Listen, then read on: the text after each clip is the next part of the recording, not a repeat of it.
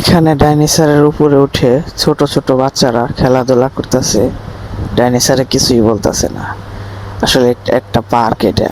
তো বন্ধুরা, আমি চলে আসলাম আজকে একটি পার্কে। এই পার্কটার নাম হচ্ছে তামান্না কাসি ওয়াই বাতু পাহাড়। এই পার্কে ঢুকবো আজকে ভিতরে আমি। তো আমি আপনাদের দেখাবো পার্কের ভিতরে কি কি আছে। এই পার্কে ঢোকার জন্য যে গেট, এই গেটের কাছে তো আমি ভিতরে ঢুকে দেখতে পারলাম একটা লম্বা সাপের মতো নেস। ওমা, এটা তো সাপের মতো নেস না, এটা যে একটা ডাইনোসর, বিশাল বড় ডাইনোসর। কি বন্ধু, রাগ করলা? না, মনে হয় রাগ করে নাই। তো এই ডাইনোসরটা বিশাল অনেক বড়, বাচ্চাদের দেখার জন্য খুব সুন্দর একটা ডাইনোসর। তো কিছুক্ষণ পরে দেখি লেগের পাশে পানি ছেড়ে দিছে, খুব সুন্দর দেখাচ্ছে ঝর্ণাগুলো।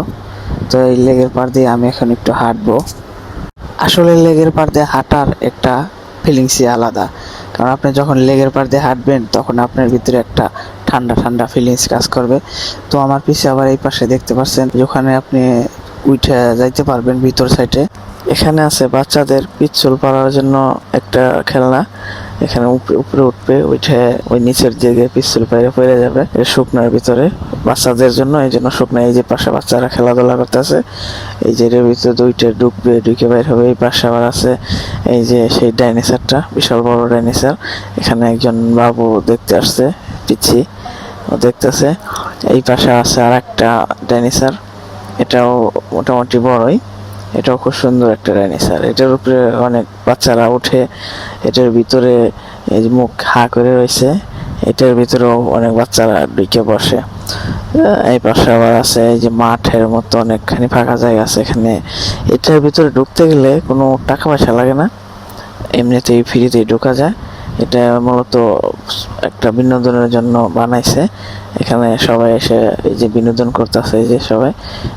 এই পাশে আবার ব্যায়াম করার জন্য আছে জায়গা। এখানে ফ্রিতেই ঢোকা যায়, টাকা লাগে না। সময় পাস করার জন্য অবসর সময়গুলো মানুষ আসে এখানে, বাচ্চাদের নিয়ে আসে খেলাধুলা করার জন্য। তো আমরা অনেক ঘোরাফেরা করলাম। এখন যাবো একটু হোস্টেলে। এই পাশেই হোস্টেল, এই যে এটার ভিতরে হোস্টেল, এখানে আমরা ঢুকবো। এখন ঢুকে পড়ছি হোস্টেলে। এটা একটা বিশাল বড় হোস্টেল। এখানে অনেকগুলো দোকান আছে, কিন্তু পুরোটা এরিয়া একভাবে সেটেল করা, টেবিলগুলো একভাবে সেটেল করা। তো আমরা খাবারের অর্ডার দিয়ে দিছি। তো এখন আমরা বসবো যায়। সবগুলো বেঞ্চ একই রকম, কিন্তু দোকান আছে ভিন্ন ভিন্ন।